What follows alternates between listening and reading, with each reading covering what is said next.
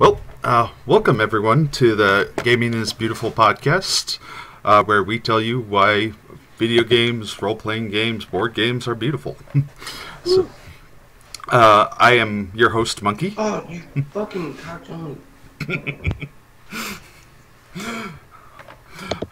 Go ahead and introduce yourselves, guys. I'm Quill. Saturn. I'm Mortinian. I don't wave. I'm too cool. You're so great. You just did. So, just so you guys know what's going on here, the format of our show is we're just gonna, every episode we'll have some sort of topic of discussion, and we'll do sort of a round-robin, round-table format, where we just kind of kick the topic around, just, do what we do. So, today, I wanted us to look at why we play video games and some of our favorite video games and things of that nature. So, I'll kick it off just to help us get started. So, for example, one of my new favorites is The Witcher 3. And part of why I love that game is because it's... It has this, not only is this culmination of this long, intricate story over the last two games, but all the encounters and all of the quests feel significant in that game, and they all kind of link back into what's going on with the story as a whole. So that's part of why I love that.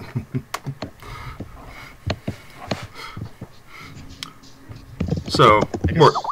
Oh... Go ahead, Sam. All right, I'll go first. All right, so let's see. At the moment, since I'm really indecisive, it's kind of a tie. So currently, my favorite games are Earthbound and Dark Souls 3. Mm-hmm. And I really like Earthbound. Well, mainly just because it's like really quirky and just kind of engaging in that sense. Like, it's just there's a lot of what is going on sort of moments. Mm-hmm.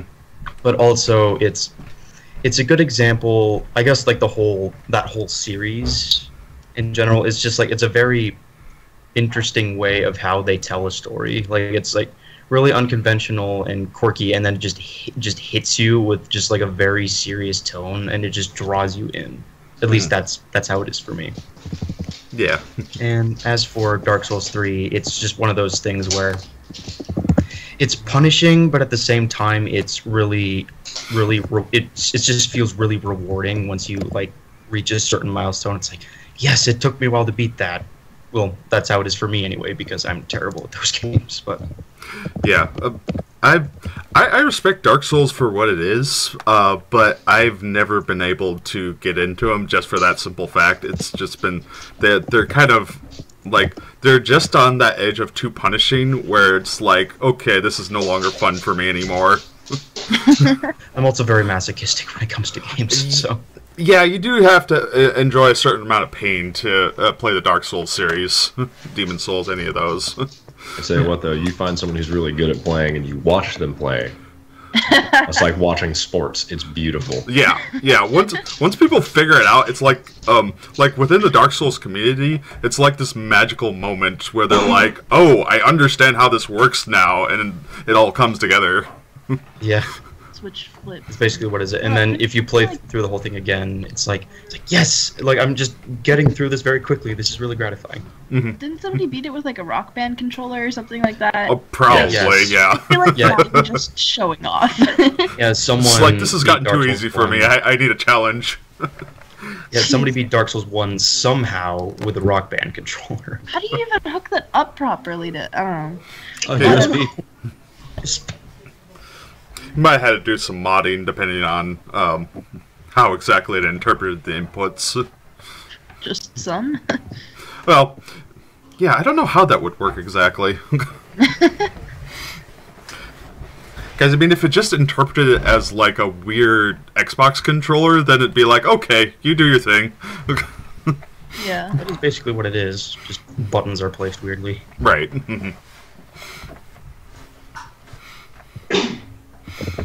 Okay, so Quill, how about you tell us about some of your current favorites? Okay, so for me, games are a little weird because I can't afford consoles, so I either play on my friends or I watch them online. Sure. But I really, really love BioShock. The story is really super cool, and Sat and I are actually playing through it right now. And I'm not a huge fan of like horror genre anything except for books usually, but it's a ton of fun when I do it with other people. So that's been pretty fun. And then I just finished playing through Inside not that long ago, and that one was amazing. Like the story is a lot of fun, and the end of it kind of pissed me off a little bit, but like in a good way. But Right. the entire story, I was just like super, super intensely involved, and if you can atmosphere it right, it's definitely a lot of fun. Yeah. Isn't that Inside? Isn't that by the same guys that did Limbo? Yeah. Okay. Yeah. Yeah, it I have came not out. played that yet, but I will probably have a look at that at some point. Highly recommend it. Yeah. Yeah. And with BioShock, are you playing? Were you playing the original, or are you playing BioShock Infinite?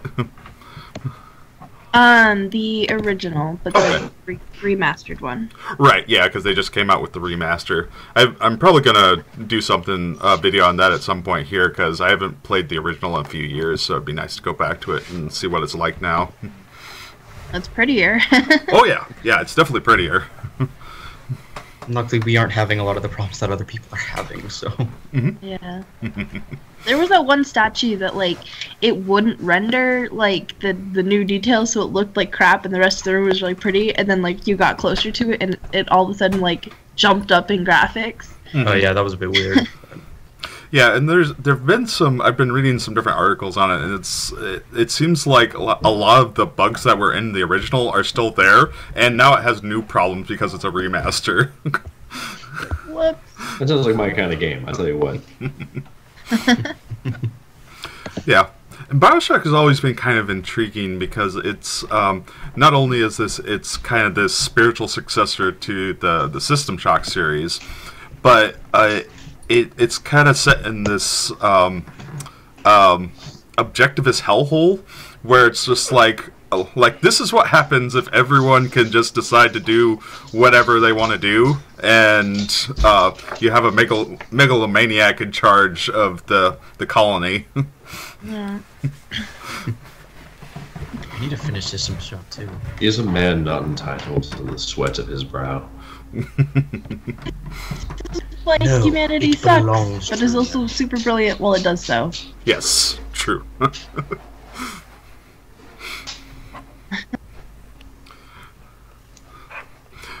Okay. So what do you got for us, Mort? Well, so as far as video games, all of you who know me here on the podcast, and probably a lot of the viewers we're going to be having, are probably aware of me when I was playing games all the time. And then I went to grad school, and now I'm in residency, so I don't actually, physically in the day, there are literally not enough hours for me to do Right. things like eat and sleep and work. Right. So video games Yeah. kind of take a backseat to all of those survival things to begin with. Sure. Makes sense. But I still do, and I mean, I am a fighter in Amped Guard, which is a LARPing organization as well, because I want to punish myself. And so I do find ways to sneak stuff in that's nerdy here and there. I have some D&D sessions that I'm in that don't go as often as I would like. I'd have Amped Guard that I like to fight in, and I do play video games when I get the chance. Right now, when I do get the chance, everything is kind of, what can I do either by myself alone at night so I can sacrifice sleep, which are things, like Life is Strange or I'm blanking. It's the cartoon one that came out recently that half the internet loved and half the internet hated. Oh, Batman one? With the underground place is that? and the determination. Okay. Undertale? Oh, Undertale. Yeah, Undertale. Yep. Yeah, Yep. that's an epic level not remembering a name of something because I haven't had coffee. But it's like those kind of things when I just have time to be alone and just like ignore the universe. And then when I'm trying to be social or awesome or get hyped, I basically just play Overwatch because it's a bunch of 10-minute games. Right. So I can do as many 10-minute games as I have time for and then get out and it's fine. Nice.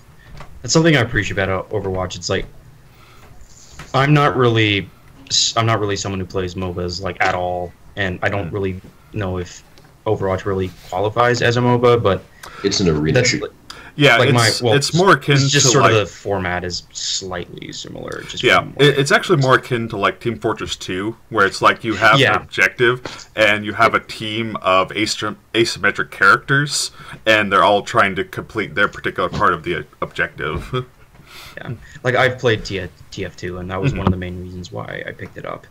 But it was like I think like a huge reason that I haven't really touched MOBAs. It's like my roommate plays MOBAs, and I see how long those can take. So I'm like, this isn't something that I should really get into. But then I see something like Overwatch or I guess Splatoon, which aren't MOBAs but sort of have like the similar sort of competitive format. And oh, you play Splatoon? But no, I don't. I only have time for one arena shooter. Right. If I had time for two, yeah, totally. But now I gotta work on my Mercy game, man. Right. Anyway, but it's stuff like that. Those are like quick games I can play like one or two, and then I can get on with my life without really missing anything. Sure. Yeah, because most MOBAs, I mean, even a quick game takes like a half hour. Yeah, I think the only dangerous part is then you end up like, if you ever like have time sinks where it's just like, oh, just one more won't hurt, and then like 12 games later you're like, wait, shit. My day is gone. Where did it go? Like, oh dear, what is that? happened? Never happens. My roommate's actually missed classes a couple of times just because he started like a match in Paragon, and then just like time went by. It's like, you're still here. It's like, yeah, this took a lot longer. Why didn't you just go to? I don't know. This is why you set alarms. So it's like at that point, like you start a match and then you're kind of just stuck there. Yeah. Okay. Or you just bring your tablet to class and keep playing. Oh boy. May or may not have done that. Looking at you, stats teacher. Casually playing Castlevania on my phone at the back of the class. Yeah, fair enough. Yeah. That reminds me, when is, do you know when Blood Drain's coming out? Bloodstained? Bloodstained. Bloodstained, that's what it was. I think it got delayed for some reason. I haven't It's really delayed been into 2018. following the campaign. That's because unfortunate. like I donated just like I think $1 like a year ago. Yeah, but by the time I found the Kickstarter for it, I'm just like, this already has like so much money that it doesn't matter. I'll just buy it when it comes out. I thought about pre-ordering like a Wii U copy, but considering the Switch is about to come out, I might just get it on Steam when it comes out. Sure. Like I think like my main incentive was like, oh, you get like an extra like pre-order exclusive item like from like the campaign, but yeah, I don't know if that'll be entirely worth it. Okay. Let's see. Have you guys gotten a chance to look at the Steam Awards yet? Oh, no, but I got emails about those. Yeah, go ahead and pull that up real quick. Some of the choices were interesting. I was just like, how'd that happen? So, give you a minute there. The villain in most need of a hug is Portal 2. I imagine that Stardew Valley is going to be on there somewhere. It was on there in a couple different places. I don't think it won anything. Here, let me... Hold on, Euro Truck Simulator won over Starbound. What? I don't know. Hold on. Magical, mystical and Paladins. things. Yeah, here it is. Steam I thought Awards. this game was cool before it won an award. Euro Truck Simulator. You know what I want to do with my day? I want to spend 9 hours, a full shift, driving a truck around realistic to scale Europe and following traffic law. Oh, Wait, no, that no, won no, over Euro Truck Stardew Valley? Simulator Are you 2. kidding me? They made a second. How did the first one get popular enough? Seriously. Well, the thing with I mean, it's weird, but it's also one of those games that when you play it, it's very relaxing. So you just kind of, get in the truck and just drive. So a lot, like I've heard from a lot of people, what they'll do is they'll like get in the truck and listen to a podcast or something while they do it. So it's just kind of something that they're doing while they're doing something else. Okay. Yeah, And it just kind of mellows them out. But yeah, it is kind of strange. Huh. But over, I don't know. Dark Souls 3 one love-hate relationship. That's fitting. Yeah. I mean, that's pretty much on point. I mean, if you like that game, you're just like, I also want to burn it to the ground. Yeah. Okay. Game within a game. Yeah. GTA 5. Oh man, I was totally expecting Witcher to win that one. With the Gwent thing. Yeah, I was Wait, gonna where's say. the game within a game? Oh, Grand Theft. Yeah. Yeah. Speaking of Gwent, are any of you guys also in the Gwent beta? I am in the Gwent beta. I've checked it out a little bit. I haven't done a lot of it yet. One of my friends was telling me, he's like, yeah, I've been thinking like something close to like 30 or 40 hours a week into Witcher 3 right now, and I swear I've spent like, I don't know, 10% of that just playing Gwent.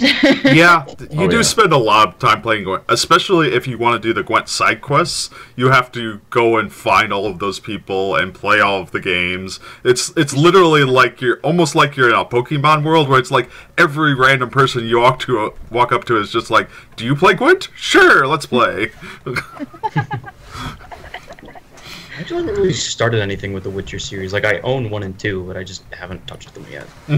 I started watching the movie clip of The Witcher 3, like just the cutscenes, like not even like any of the gameplay. Uh-huh. And it's 13 hours long, just the cutscene. Oh yeah. Yeah, I've including because I've done The Witcher 3 plus the Heart of Stone and Blood and Wine expansions, and I've put in easily over 100 hours on that game. Yeah. Those games.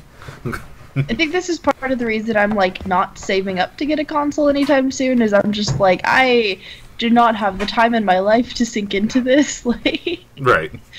I know that if I get one, I definitely will end up playing way more than I can afford. Yeah.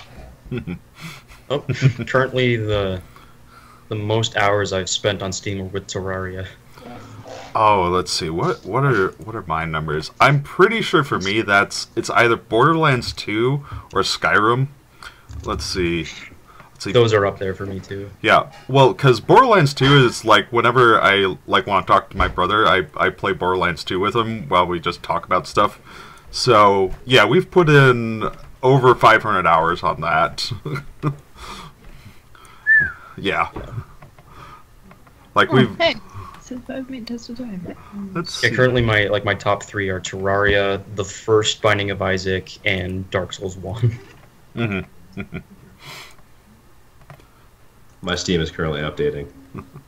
Yes.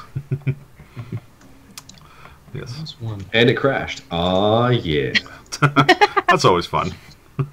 There might be a reason why I'm using the Battle.net uploader more than anything else.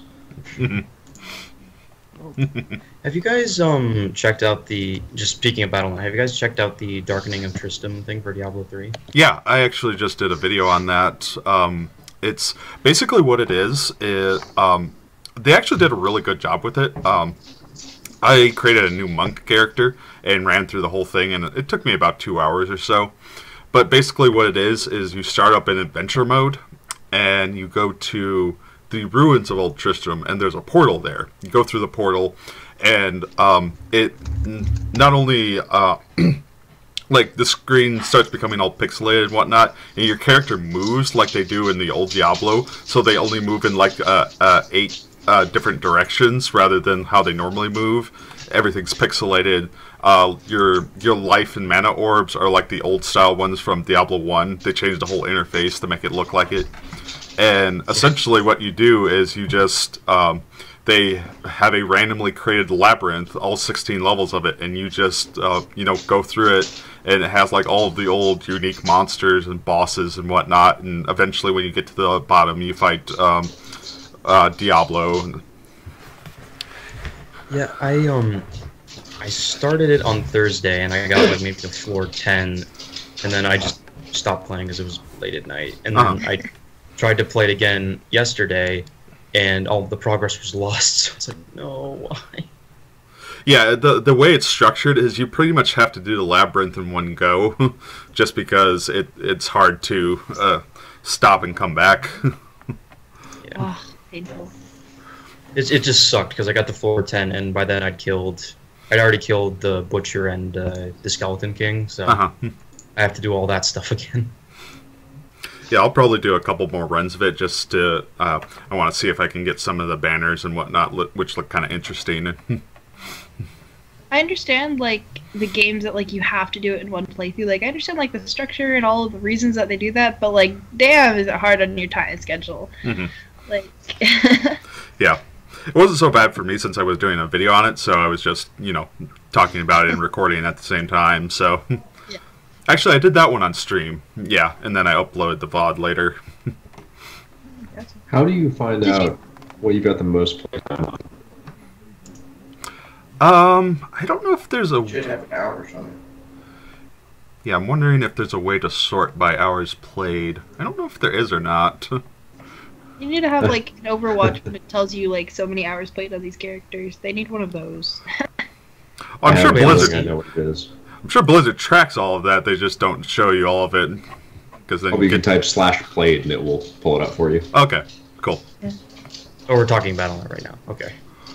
Well, no, right now I'm talking Steam, but Yeah. Well, they have that on Steam. /played. Well, no, like you go to your profile and click on games, and then there's like that's sort what by playtime and name on the right. Oh, fancy. games. Okay. Yeah, I forgot that was there. Hey, Monkee, did you say you were going to upload this to YouTube later? I've already uploaded it. It's over on my YouTube page right now. So it's about 2 hours long, the whole VOD. So, but yeah, I go from I spend like 15 minutes kind of wandering around, figuring out where exactly the portal is. But then the rest of the time, I'm basically just going down through the labyrinth. Okay, cool. So this is, I feel, very fitting. Does anyone want to take a guess as to what my literally by a factor of 4 most played game is? Oh dear. Huh. What's that? It's a good question. I'll give you a hint. I had a series on it on YouTube. It's not Hearthstone, is it? No. Well, that's on Battle, not Steam. So. Okay. I'm trying to think. Yeah. But I know I haven't had this much time clocked in Hearthstone. I know. How much is this much time? 462 hours. Jesus Christ. And I haven't opened the game in years. I'm I going to don't even know say 200 hours logged onto Dota 2. Rock. Kerbal Space Program. Oh, Kerbal, yes. That's acceptable. I forgot about your Kerbal obsession. I had one of my last videos in my Kerbal series. The video was like an hour long. In-game time of actual work to produce that video was like more than 20 hours. Right. of my life. Wow. Was it all recorded in one sitting? I hope not. But the actual flight was, but I had to do a bunch of tests and stuff to make it work. Because the mission I was trying to launch was a little bit more complicated than ones I had done before, and I was trying to do it efficiently and not like, throw a rocket up there, it missed. Throw another rocket at that rocket, connect, and then get there. Break the atmosphere, it explodes. Oh man, I was playing back before then. Like, I had to download the mod in order to get dangerous reentry, or deadly reentry. Nice. So, like, what, you, like, did this, like, huge, long 20-hour thing, and then you just were like, alright, I'm done forever? No, literally, like, I had the series, and I spent 20 hours on this one flight, and then when I got done editing it, I was just like, I'm not gonna do this again for a while, and I haven't opened the game since. That game has just been on and off my wish list for like the past couple of years. Dude, I would get it. It's like, as soon as you get into it, So I've got a degree in physics, and I still taught myself new stuff about, like, rocket design and flight and Wow. all that nonsense. It's you get too into it, you're like, there's like a notepad on your desk with like tensors and shit, and you're like solving these problems, and you're like, okay, so if I fly this perfectly, I'll have an extra like 50 meters per second. Like actually rocket science. Yeah. Literally. Literal rocket science. So I played Myst, like just all the Myst games. I just had like a notebook next to me, just writing everything down. It gets. I mean, if you want to do like manned missions to other planets that return, you got to do some thinking. Right. Yeah. It's, especially when you have deadly reentry on, because you need to have like enough fuel left to stop and not die. There's always the method before that where you just like shot directly at Kerbin. Massive fire, and then you like deployed the parachute after you had slowed down to a certain extent, and the parachutes would like survive. I mean, you came in at like 40 kilometers per hour or per second, but it's fine. Yeah, it'll work out. Probably, maybe. Yeah, that doesn't defy physics at all. This isn't gonna hurt. Yeah, it's legitimately though, when you actually like start taking a deadly reentry, it's a lot. It's a lot of extra delta V that you need to survive. Nice.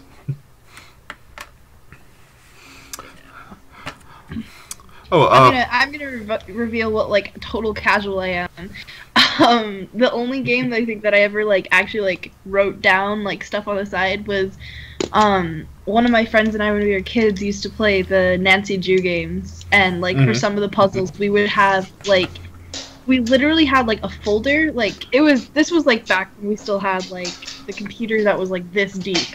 Yeah, the old CRT monitors. Yeah. When we like on the desk, it was my family's thing, so there was like a whole bunch of folders in one of the drawers, and so we had an entire one that was like this thick, just full of like all of these papers of us trying to solve these puzzles. Yeah, definitely nothing wrong with that. Actually, some of those were actually, I mean, they vary in quality, but some of them were actually really good. Yeah. I mean, some of them were just like a mess. Yeah, some of the puzzles didn't make any sense at all. It's just like, what are you doing to me? We had one, Blackmore Manor, that we never finished because, like, we wouldn't play it without each other because we were so freaked out. Right. Like, it was just, like, the entire thing was, like, the dark and scary. Uh-huh. Yeah, I'm trying to... That kind of reminds me of, I don't normally do horror games, but probably the scariest moment I had in a video game was, Vampire the Masquerade Bloodlines. Love that game. There's this hotel. If you haven't played it, basically you have to visit this hotel, and it's like the most terrifying haunted building you've ever been in. And keeping in mind you're an actual vampire in context, and the place is still terrifying. I vaguely remember that area. Yeah. That's definitely one of those. If you get spooked easily, play that with the lights on and. No, don't do that. Just suffer inside. Life is death. There is no meaning. Fair enough. I remember what the scariest moment in the game was. I left my black eyeliner alone at home. I'm sorry. He says in his home, it's fine. Just Yep, it works. What, you mean that's not like an internet cafe or something, dude? Come on. internet cafe with linear algebra. No. It's very very niche kind of place. I was gonna say there's all kinds. Oh yeah, Mort, you had said you had played through Life is Strange. What were your thoughts on that? Man, that game messed me up. On like Inside Emotions Land, that game messed me up. Oh yeah, That's what I keep hearing. I won't do spoilers, but sure. right, like at the ending where it splits to make the decision, I chose one of those endings, and my friend was like, "Oh, that makes sense. That makes sense for you." But Like the other ending is better, I think, storyline wise. And I was like, oh god, no. So I went and watched it on YouTube, and it like crushed me for days. I couldn't do it. I couldn't do it. Like, all right, my will to live has just decreased to 0. I was like actively depressed. I'm at work, and I'm like, but this. Seriously though, like I think a couple of like people at home just think I'm absolutely crazy because I'm like, I'll be like, I just played this game, and I'm like, and they're like, what? It's a game. I'm like, no, you don't understand. No, it's not just a game. It will hurt all your feelers. All 3 of my feelings. Yeah, I had that experience with the season 1 of the Walking Dead games. Mm-hmm. Just like with that final the ending, no matter what you do, is really sad. But just that really, it's a zombie survival. Yeah, yeah. That Of really course, it's gonna be sad. There are no it's good like, endings. Why? Why did this have to happen? Anyone who goes into that, it's like, you know what? This is all going to work out. I've got some news for you. Nope. Not at once in the history of zombie survival. Mm-hmm. Yeah, that's fair. But I feel still, like somebody should end a game like that. Just be like this super grueling, awful thing the whole way through, and at the end they're like, "Oh, by the way," and just have like a super upbeat, like ridiculously out of place ending. Just be like, well, what was that?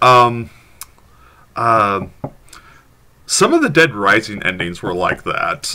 Like, depending on which ending you got, it could be like weirdly upbeat. I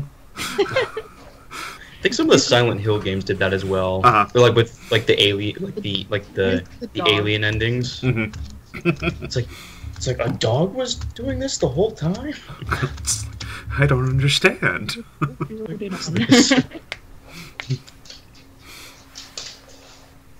Okie dokie. Let's see. So, kind of shift gears a little bit. Kind of jumping off the same idea. What is it that you feel keeps bringing you back to video games, and what is it that makes them special to you? Like, what do you think is unique about them compared to other things that you might do? I had to suppress some snark, but the reality is that video games offer the ability to share in stories and experiences.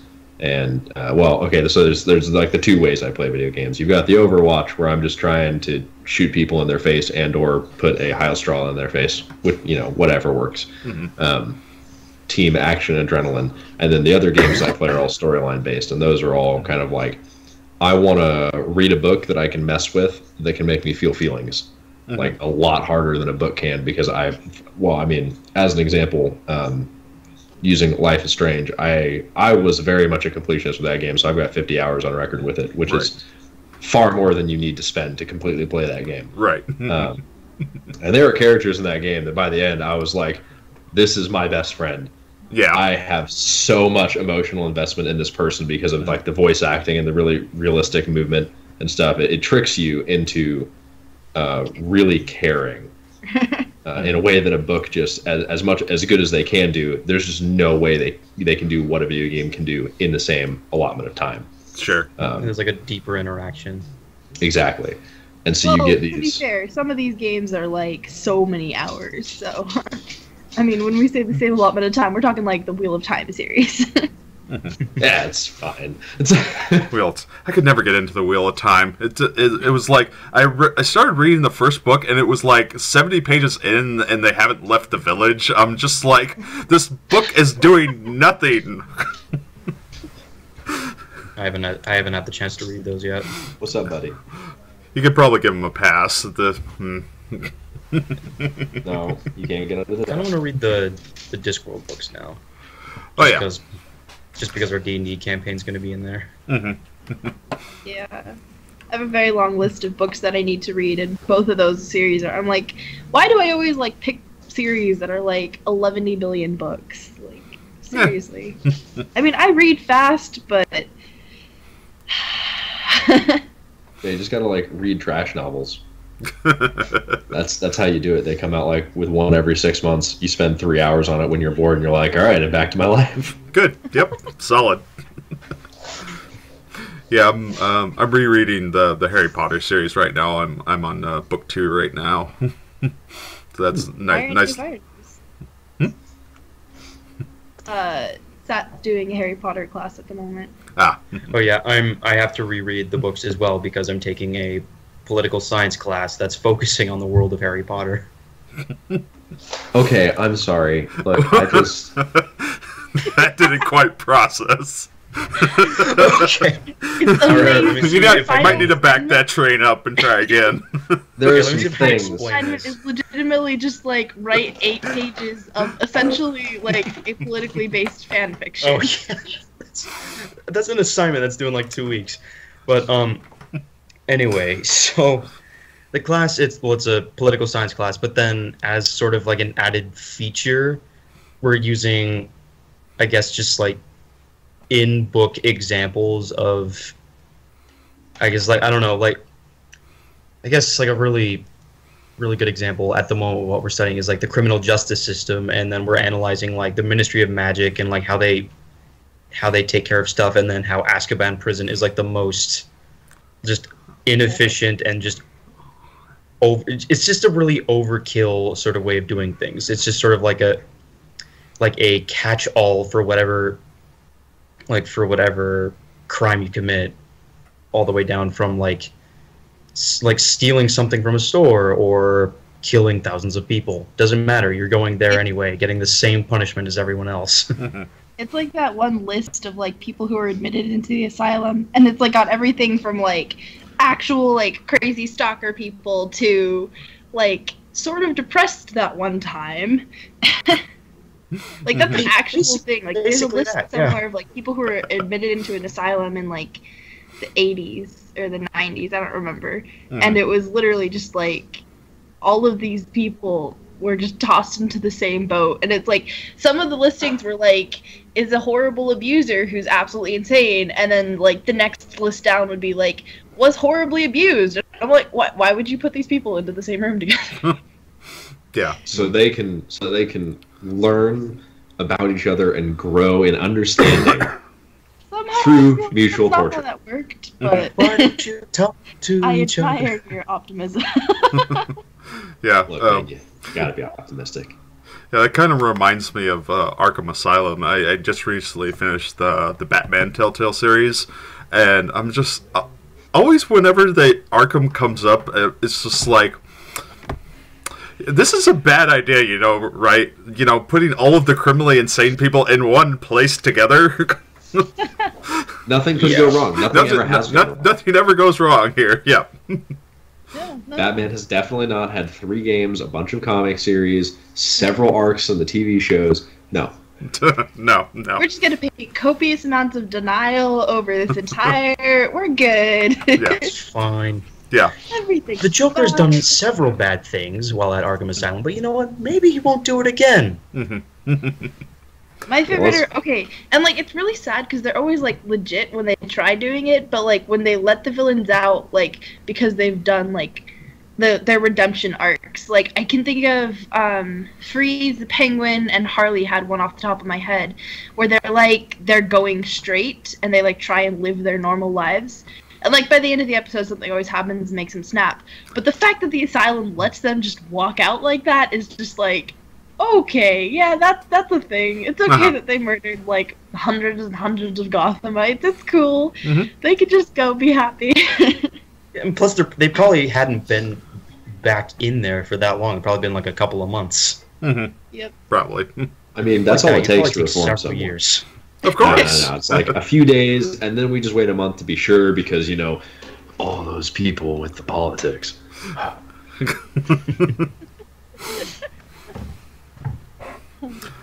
But yeah, if you like the other Telltale stuff, I definitely recommend checking out the Batman one, because it's I like it because it plays with a lot of the what you would consider canon Batman stories, and just kind of reworks things a little bit. Like It's set in more of like an origin story kind of thing. Because like the first 15 minutes or so, you meet Catwoman and you have no idea who she is. Does she introduce herself as Selena Kyle? Yeah. What's interesting is she she actually finds out who you are like fairly early. Like the next time, like a couple scenes later, she meets you and she's just like, Selena Kyle meets Bruce Wayne and she's just like Harvey Dent steps away from them and she's like, I know who you are. Because it's not that hard to figure out. Because it's not that hard to figure out, yeah. And Batman, Tim Drake is the only one who figured it out, is just disgraceful to everybody else in the entire world. Yeah. I mean, in the opening scene, she's literally like 3 inches from his face at one point. So it's just like, yeah, you can have all the voice modulators you want, man. She knows what you look like. This just occurred to me. Also, you could probably just like watch and I guess just trace where his vehicles are going. Like you see like the Batwing fly up. It's like, oh, it's heading towards Wayne Manor. In the 50s, that didn't work very well. Nowadays, in that direction. That's abundantly clear. There is nothing else around that he could be going to. So what you've seen in recent years, though, to kind of in the 50s, there was no way they could track it because 50s technology was a bunch of like rubbing sticks together and like flipping on light switches, and that was their radar.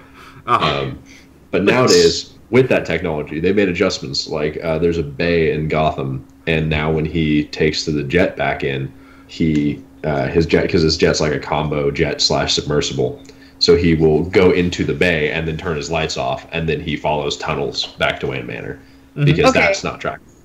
Okay, so ignoring all of that, how about we discuss the fact that every single time Bruce Wayne adopts a new child, a new Robin appears? That's not important. Suspension of disbelief, Quill. Tim figured it out. Tim Drake canonically says, oh man, that Robin did really cool stunts that only 4 people in the world can do, and one of those people just got adopted by Gotham's Bruce Wayne. Gee, I wonder. When he was like 10. Yeah. It's fine. Yeah, it's good. Legitimately, just the fact that like all of these amazing detectives in the world can't figure this out just is like such. It's just like, okay, so apparently you're all just like stupid, or else you know and you're just not saying anything. Yeah, that falls into one of those categories of you're just accepting the premise at this point. It's just like this is just how it works. Much like Superman and Clark Kent. The difference? Glasses. Right, exactly. Okay, like, have you ever like seen like a person without their glasses on like get stopped? Okay, this one happened to my friend once. Like she works at this place, and she like wore contacts one day to work because she broke her glasses, and they stopped her at the reception desk. They're like, "Who are you? Why are you going back here?" She's like, "I worked here for 4 years. What do you mean?" Like that one I have seen happen before. That is more believable. That's what I call a 1 on a perception roll. Yeah. Fair enough. Happened to a girl I work with. Like she went to an exam, and then like as she was sitting down to take the exam, she got an email from her professor who was in the room. It's like, hey, I hope you can make it to class so you can take the exam because that's going on today. Then she walked up, handed the exam in at the end. It's like, oh, you're here, because she wasn't wearing her glasses that day because she couldn't find them. Dude, I think people need to put a lot more points into Spot. That's all I'm saying. Yep. Perception roll failed.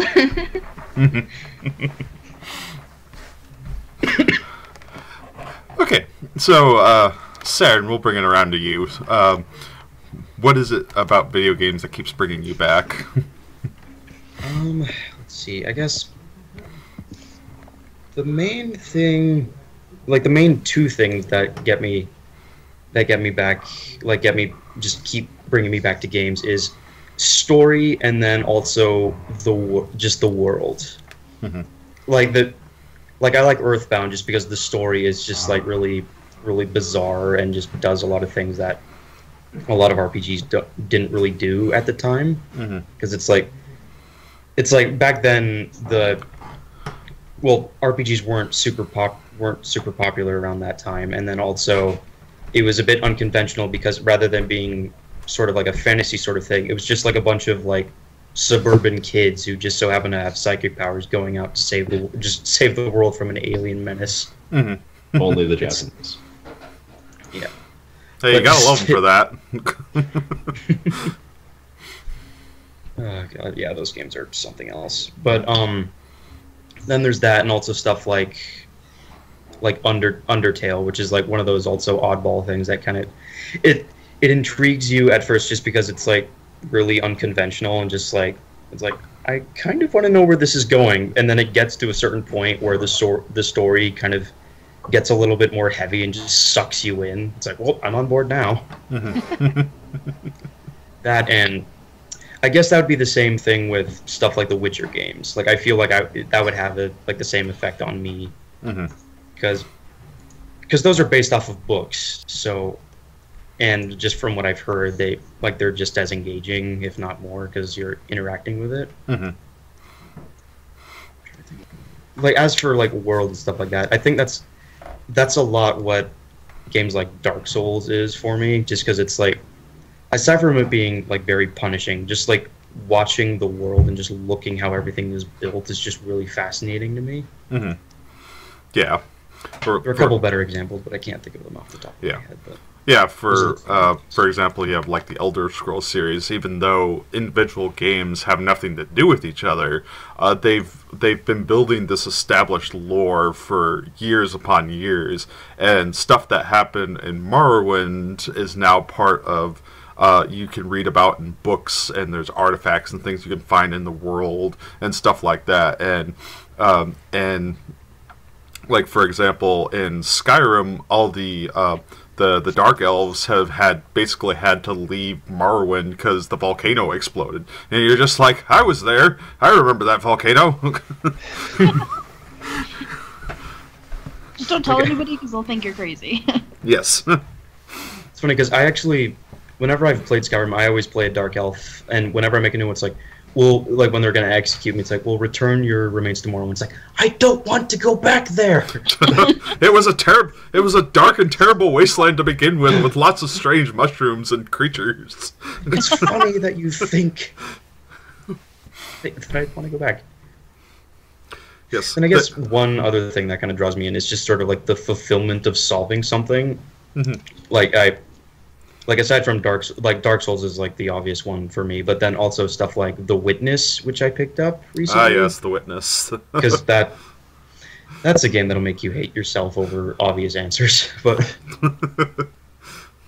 it's stuff like that. Like you could be spending several hours and then you finally get it, or you take a break from the game and then you're just going about your day, and then you just have this random like, wait, maybe that's how I do it, and you try it, and it works. Mm-hmm. There's just something really fulfilling about that. Right. Okay. So, how about you, Quill? I come for the world building and the pretty graphics, and stay for the characters. Fair. I write the same way. Like, I absolutely I love world building. Like, it's just kind of my favorite thing in the entire world. Like, seeing how different people handle, like, the mechanics of magic in every single, like, book series you ever pick up is always going to be different. Or even, like, science, and, like, if you're going to do science fiction or science fantasy and all that kind of stuff. Mm-hmm. I love seeing how everybody handles that, and how that, like, how they build that with the characters and all that, so. Okay. I mean, you have to have, like, at least fairly decent characters for me to care about it enough to, like, look, but, like, BioShock, super cool. Like, I love that they keep, like, I don't want to say the rules of the universe, but kind of. Like, they keep those consistent throughout the games, and they make it all flow together fairly decently. Mm-hmm.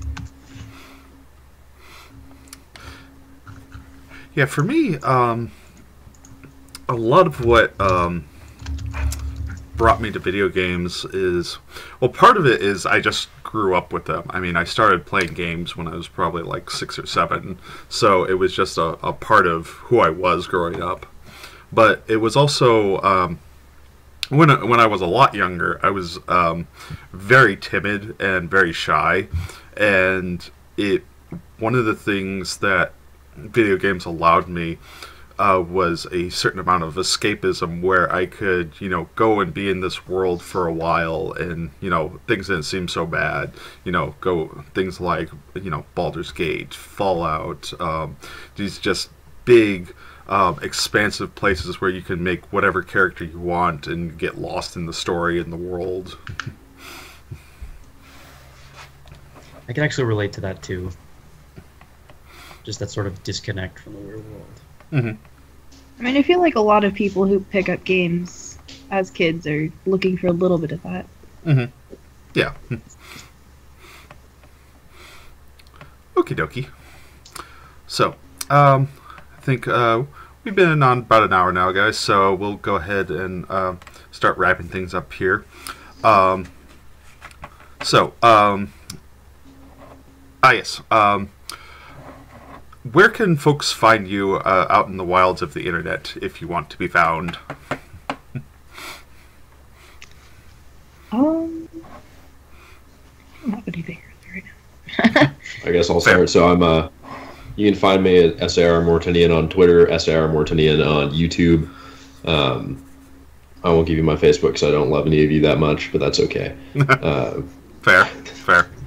You can also generally find me in games. I'm, I can actually look up my Battle.net number. Happy to play with any viewers who want to screw around. I'm Mortinian1557. Feel free to message. If you just add me as a friend randomly, I'm probably going to send you a "Who the hell are you?" But if you're like, "Hey, I saw your stream," I'll be like, "Oh yeah, dude, come on, play." And just generally in games, there's some variation of Mortinian or SAR Mortinian, which is me. Mm-hmm. I'm generally the only one, so feel free to say hi and tell me I'm dumb and awesome at the same time. Okay. Right. So, I guess for me, really the only social media I'm going to disclose is just my Tumblr, because that's okay. that's really aside from Facebook, that's really the only social media that I have at the moment. So it's Silent Watchman, just at one word .tumblr.com. And yeah, and I go through the judge so hard. Wait, what was that? Huh? No, what was that? Say it to my face. There's nothing here. Literally, there's nothing here. That's what it says. Silent Watchman. Oh, it's like, okay, wait a minute. Is it Watchmen? Did I assumed the singular. What did I type, actually? That's a good question. I've never really paid attention to that. It's singular. Yeah, silent. It's singular. .tumblr.com. SILEN. It helps if you put a T in there. Aha. See, I'm not crazy. It helps right. to spell, yes. When you're 2.5 feet away from your screen, I mean, I'm not. You can see I'm not even close at my full arm's length. It's. Okay, that's fair. Excuse. Wait, does it just mean you're blind? No, I got 20/20. It's just that distance, a little T in the middle of a word, tiny type. It's fine. Uh-huh. I can't judge you for that. And then, just on Steam, I'm Captain Saturn. If you want to send me a message, feel free to. I don't know. Okay. So. I'm with Saturn on the whole. Only social media I got is Facebook and Tumblr, and I love you guys, but not that much. So. Okay, fair. Fair. That's all on you, Quill. Mine's Anani-mouse-writer at Tumblr. Anani-mouse.ryder? Writer, R-I-T-E-R. T. I'm being the internet here. There's nothing here. All right. Okay. Let's do this. Fair. Let's figure this out. I-N-A-N-I. No, A-N-O-N-Y. Anani. Aha. Like anonymous. Anani mouse. Okay. And then, but it's Anani-mouse-WRITER? Yep. Okay. Try that. Boom. Got it. Yay. There you go. There you go, Internet. I just did, like, hours of emails. Like, who is this person? What's happening? What's going on? All right. And you guys can find me pretty much everywhere, whether it's Twitter, Facebook, YouTube, Steam, my channel here. I'm MonkeeBoom, so that's monkey with 2 E's, no Y. And if you can't tell, it's in the up in the address bar. Also, if you want to contact me on Steam, my username's MonkeeBoom. I'm also on Battle.net as MonkeeBoom number 1723. So, all right. Boom. So, thanks everybody for joining today, and I hope you have a great day. Bye. Thanks for watching, everyone. See ya.